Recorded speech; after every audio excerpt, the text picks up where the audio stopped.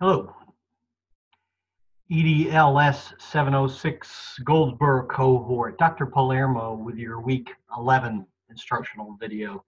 I will not ask you to meet this week online synchronously, but ask you to continue reading in Fulham and continue writing for me, please. I have read and assessed most SRPAs. There are 2 missing as of today. You know who you are, ladies. Get them in, please. You should be working on your SRPBs and Cs and Ds and all of those system reform plan pieces. Get them into me in a for formative assessment and feedback in Blackboard.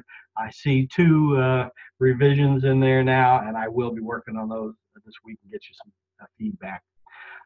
As we're reading and writing in Blackboard about Fulham and leadership and sustainability, chapter 3 had me in mind of Senge again. The 5th Discipline Handbook is something that you might put on a Christmas wish list.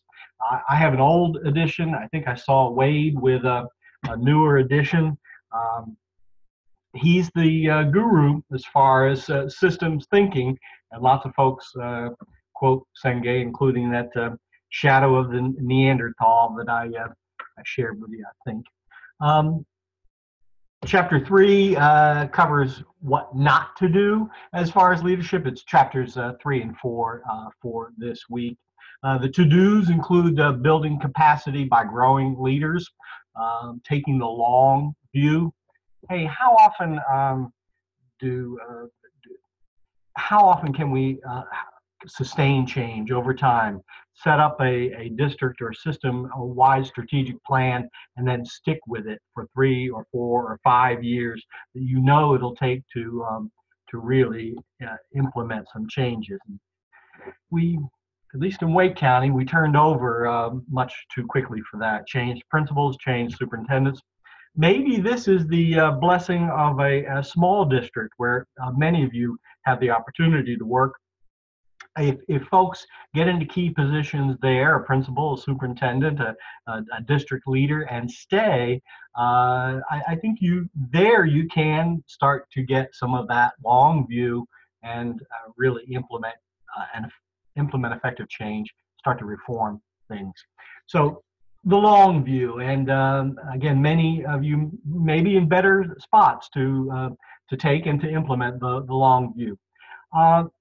This echoes something that folks wrote about last week in their post, cyclical energizing, sharpen the saw, in the words of Stephen Covey and the 7 Habits.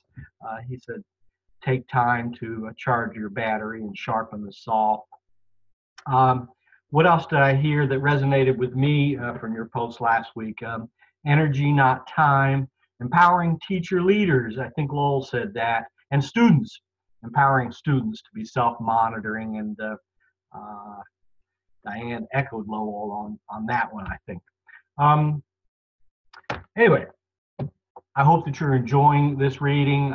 It's a short little book, but it's deep with lots of ideas. Again, chapter 3 and 4 this week. Chapter 4 about technical and adaptive solutions. Is that what we're doing now? Or are we dealing with disruptions? Tend to think that maybe we need a new text, and you can write it about leaders as disruptors. Are we process smart? Are we people smart?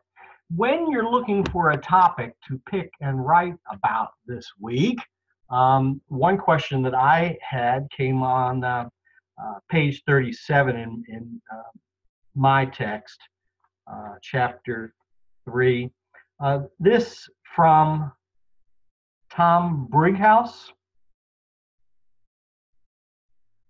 Energy creators, energy neutrals, and energy consumers.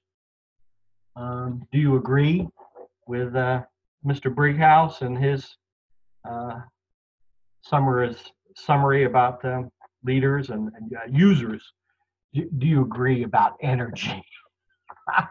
There's one thought that you might respond to. There are plenty of others. There's some deep stuff in here. I look forward to you reading and continuing the conversation.